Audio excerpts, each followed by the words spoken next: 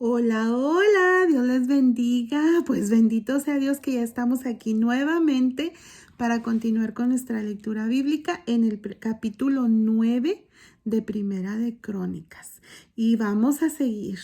Y la bendita palabra la vamos a leer en el nombre del Padre, del Hijo y del Espíritu Santo, pidiéndole a Dios que sea su Santo Espíritu leyendo con nosotros, leyendo por nosotros y nos dé el entendimiento a lo que Él nos revele aquí en su bendita y hermosa palabra. Vamos a comenzar. Contando todo Israel por sus genealogías, fueron escritos en el libro de los reyes de Israel. Y los de Judá fueron transportados a Babilonia por su rebelión. Vamos a ver Primera de Crónicas 5, 25 y 26. Sí, aquí está. Pero se rebelaron contra el Dios de sus padres y se prostituyeron siguiendo a los dioses de los pueblos de la tierra, a los cuales Jehová había quitado de delante de ellos. Fíjense, aquí vemos en el versículo 25 de Primera de Crónicas 5, el por qué el Señor permitió que Judá fuera llevado a Babilonia. Fíjense, nosotros podemos entender que no todos los de Judá fueron infieles, no todos, pero toda la nación fue llevada a cautiverio. Entonces, esto nos enseña a nosotros que así como los errores de otros nos pueden afectar, debemos de ser conscientes de que nuestros errores pueden afectar a otros. Por eso es importante estar en las manos de Dios para que Él nos ayude y no erremos tan seguido. Los primeros moradores que entraron en sus posesiones en las ciudades fueron israelitas, sacerdotes, levitas y sirvientes del templo. Habitaron en Jerusalén de los hijos de Judá, de los hijos de Benjamín, de los hijos de Efraín y Manasés, Utaí, hijo de Amiud, hijo de Omri, hijo de Imri, hijo de Bani, de los hijos de Fares, hijo de Judá, y de los y de los silonitas, Asaías, el primogénito y sus hijos, de los hijos de Sera, Jeuel y sus hermanos, 690, y de los hijos de Benjamín, Salú, hijo de Mesulam, hijo de Jodavías, hijo de Asenúa, y Ibneías, hijo de Jeroham, Ela, hijo de Uzi, hijo de Micri, y Mesulam, hijo de Cefatías, hijo de Reuel, hijo de Ibnías. Y sus hermanos por sus linajes fueron 956. Todos estos hombres fueron jefes de familia en sus casas paternas.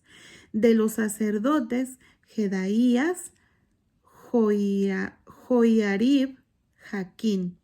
Azarías, hijo de Hilcías, hijo de Mesulam, hijo de Sadoc, hijo de Meraiot, hijo de Agitob, príncipe de la casa de Dios.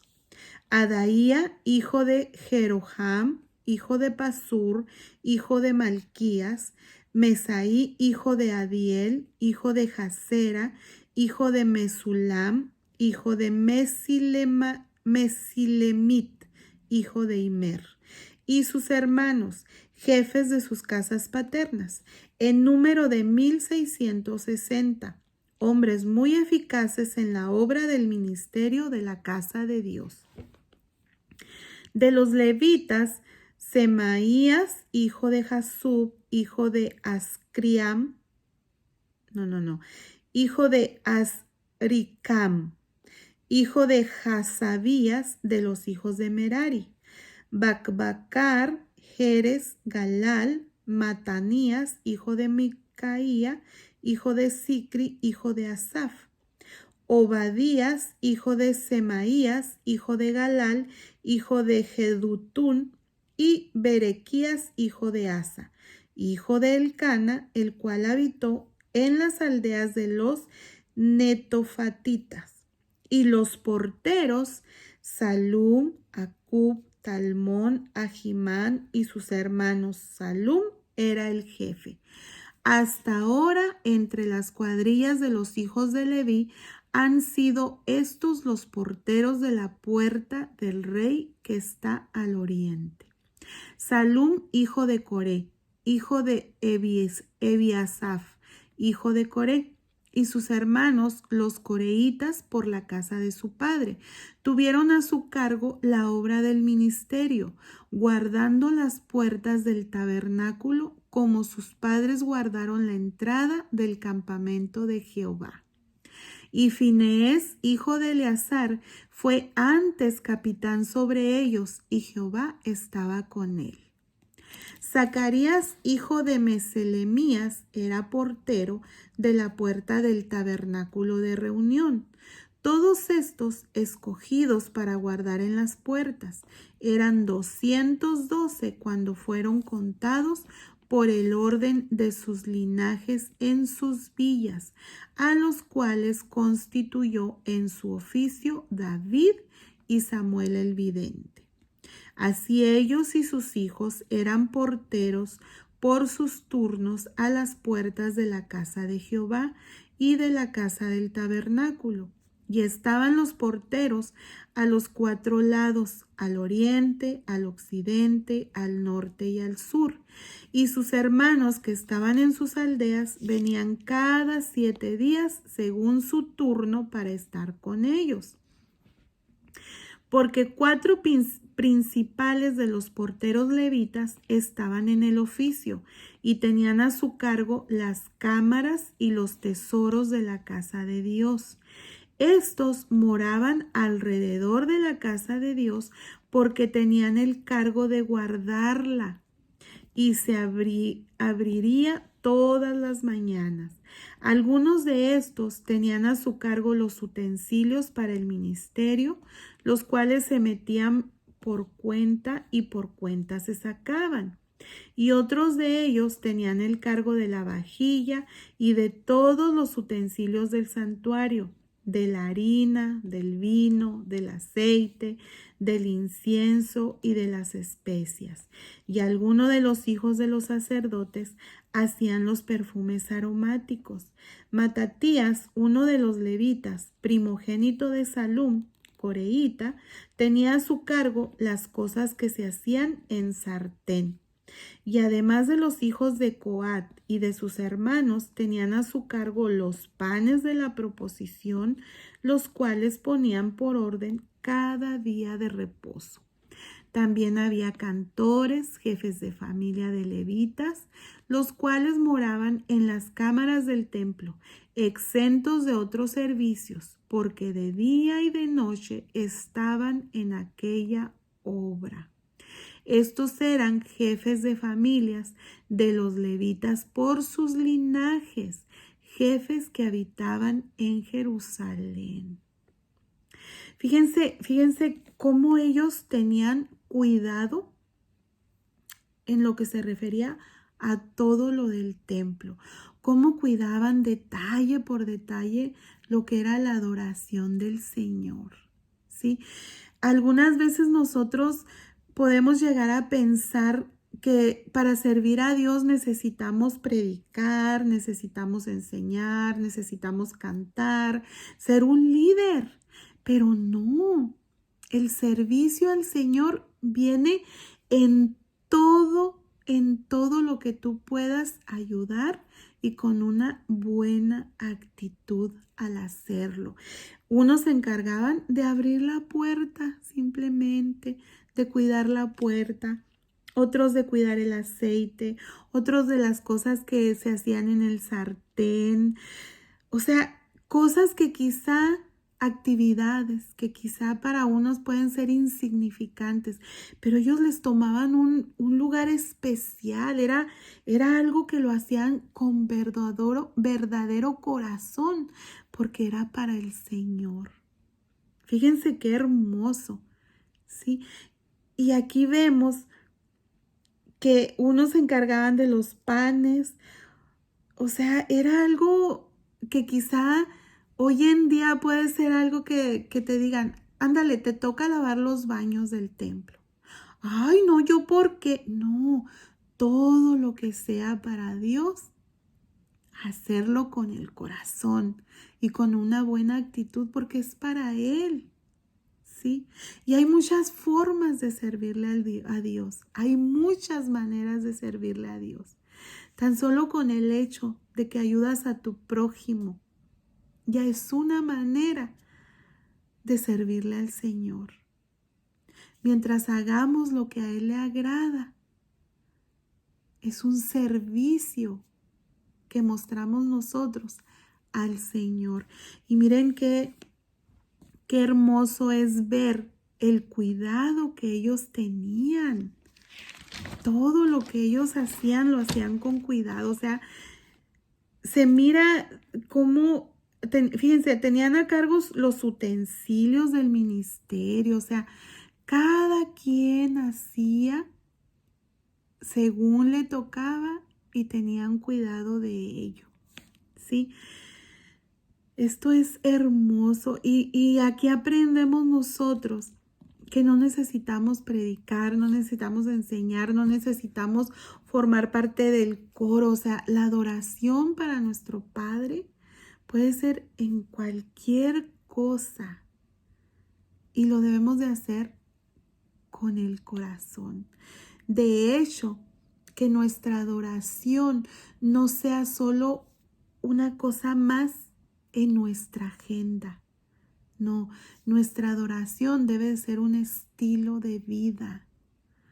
Sí, no es nada más unos cuantos minutos al día, unos cuantos minutos a la semana o quizá al mes. No, nuestra adoración debe de ser todos los días y cada segundo porque es nuestra manera de vivir la que muestra la verdadera adoración a nuestro Señor. Como yo vivo, como yo soy, mis actitudes, mis reacciones, lo que yo hago, lo que yo hablo, lo que yo pienso, lo que yo siento, esa es mi manera de adorar al Señor. Entonces, debemos de preguntarnos, ¿cómo estamos mostrando nuestra adoración al Señor? Porque nuestra adoración no es nada más cuando vamos a la iglesia o cuando oramos. No, es todos los días con nuestra forma de vivir. Nuestro diario vivir, esa es la manera en la que adoramos al Señor. Esa es la manera en que demostramos al Señor cuánto le amamos, nuestra manera de vivir. Fíjense qué tremendo. Bueno, seguimos. En Gabaón habitaba Jehiel, padre de Gabaón, el nombre de cuya mujer era Maaca, y su hijo primogénito Abdón, luego Sur, Cis, Baal, Ner, Nadab, Gedor, Agío, Zacarías y Miclot. Y Miclot engendró a Simeam. Estos habitaban también en Jerusalén con sus hermanos enfrente de ellos. Ner engendró a Cis, Cis engendró a Saúl y Saúl engendró a Jonatán, Malquisúa, Abinadab y Esbaal. Hijo de Jonatán fue Meribaal y Meribaal engendró a Micaía. Y los hijos de Micaía, Pitón, Melec, Tarea y Acaz. Acaz engendró a Jara, Jara engendró a Alemet, Asmbet y Simri. Y Simri engendró a Mosa, y Mosa engendró a Bina, cuyo hijo fue Refaías, del que fue hijo Elasa, y cuyo hijo fue Asel. Y Asel tuvo 6 hijos, los nombres de los cuales son Azricam, Bocru, Ismael, Searías, Obadías y Anán. Estos fueron los hijos de Asel. Los filisteos pelearon contra Israel y huyeron delante de ellos los israelitas y cayeron heridos en el monte de Gilboa. Y los filisteos siguieron a Saúl y a sus hijos y mataron los filisteos a Jonatán, a Abinadab y a Malquisúa, hijos de Saúl, y arreciaron la batalla contra Saúl. Le alcanzaron los flecheros y fue herido por los flecheros. El capítulo 10 que estamos comenzando ahorita de Primera de Crónicas menciona la muerte de Saúl, el primer rey de Israel. Todo esto lo vimos en Primera de Samuel, ¿sí? Entonces Saúl dijo a su escudero, Entonces Saúl dijo a su escudero: saca tu espada y traspásame con ella, no sea que vengan estos incircuncisos y hagan escarnio de mí. Pero su escudero no quiso, porque tenía mucho miedo. Entonces Saúl tomó la espada y se echó sobre ella. Cuando su escudero vio a Saúl muerto, él también se echó sobre su espada y se mató. Así murieron Saúl y sus 3 hijos, y toda su casa murió juntamente con él. Y viendo todos los de Israel que habitaban en el valle que habían huido, y que Saúl y sus hijos eran muertos, dejaron sus ciudades y huyeron, y vinieron los filisteos y habitaron en ellas. Sucedió al día siguiente que al venir los filisteos a despojar a los muertos, hallaron a Saúl y a sus hijos tendidos en el monte de Gilboa. Y luego que lo despojaron, tomaron su cabeza y sus armas y enviaron mensajeros por toda la tierra de los filisteos para dar las nuevas a sus ídolos y al pueblo. Y pusieron sus armas en el templo de sus dioses y colgaron la cabeza en el templo de Dagón. Y oyendo todos los de Jabes de Galaad lo que los filisteos habían hecho de Saúl, se levantaron todos los hombres valientes y tomaron el cuerpo de Saúl y los cuerpos de sus hijos y los trajeron a Jabes y enterraron los huesos debajo de una encina en Jabes y ayunaron 7 días. Así murió Saúl por su rebelión con que prevaricó contra Jehová, contra la palabra de Jehová, la cual no guardó, y porque consultó a una adivina. Y no consultó a Jehová. Por esta causa lo mató y traspasó el reino a David, hijo de Isaí. Bueno, aquí estamos viendo que Saúl murió. Pues Saúl era una persona que no consultaba a Jehová. Él consultaba al Señor ya cuando había agotado todas sus maneras que él tenía para hacer las cosas. Ya cuando no había otra puerta, él iba y consultaba al Señor, ¿sí? Él intentaba todo y al último iba a consultar al Señor. Solo lo hacía cuando bien le parecía, ¿sí? Entonces aquí estamos viendo, ¿sí?, que él prevaricó, que él se rebeló contra el Señor, ¿sí? Y vamos a ver en Primera de Samuel 13:13, donde le dice: entonces Samuel dijo a Saúl: locamente has hecho, no guardaste el mandamiento de Jehová tu Dios que él te había ordenado, pues ahora Jehová hubiera confirmado tu reino sobre Israel para siempre. Mas ahora tu reino no será duradero. Jehová se ha buscado un varón conforme a su corazón, el cual Jehová ha designado para que sea príncipe sobre su pueblo, por cuanto tú no has guardado lo que Jehová te mandó. Él no hacía caso de lo que el Señor le ordenaba, ¿sí? Él hizo cosas que no debía, no obedecía. Miren, hay algo bien importante aquí que nos va a servir también a nosotros, ¿verdad? Fíjense, Saúl no obedecía era terco, era rebelde, ¿sí? Pero fíjense algo bien tremendo. La infidelidad de Saúl fue activa y pasiva, ¿sí? No solo hizo el mal, sino que dejó de hacer el bien, ¿sí?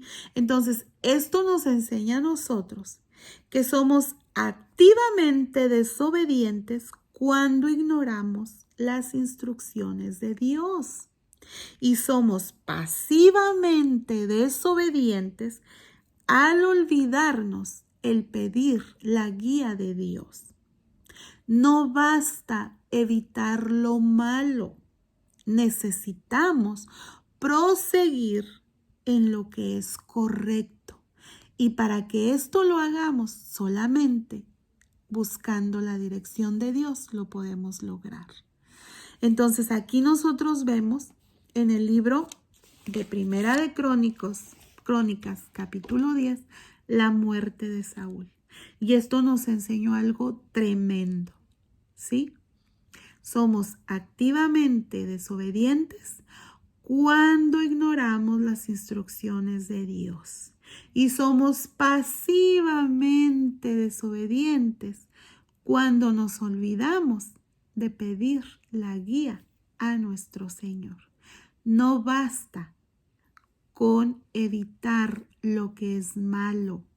Debemos proseguir en lo que es lo correcto. Y solamente lo podemos lograr con la guía de nuestro Padre Dios. Bueno, pues hoy aprendimos cosas buenas. Bendito sea Dios por su palabra, porque su palabra nos enseña a tener un lindo vivir y esforzándonos a ser obedientes con el Señor. No lo vamos a lograr si no nos agarramos de Él, si no lo buscamos, si no le clamamos, no vamos a lograr ser obedientes. Necesitamos de Él para ser obedientes. Bueno, que Dios me los bendiga y que tengan un lindo día que está comenzando. Dios es bueno, Dios es bueno. Hasta el rato.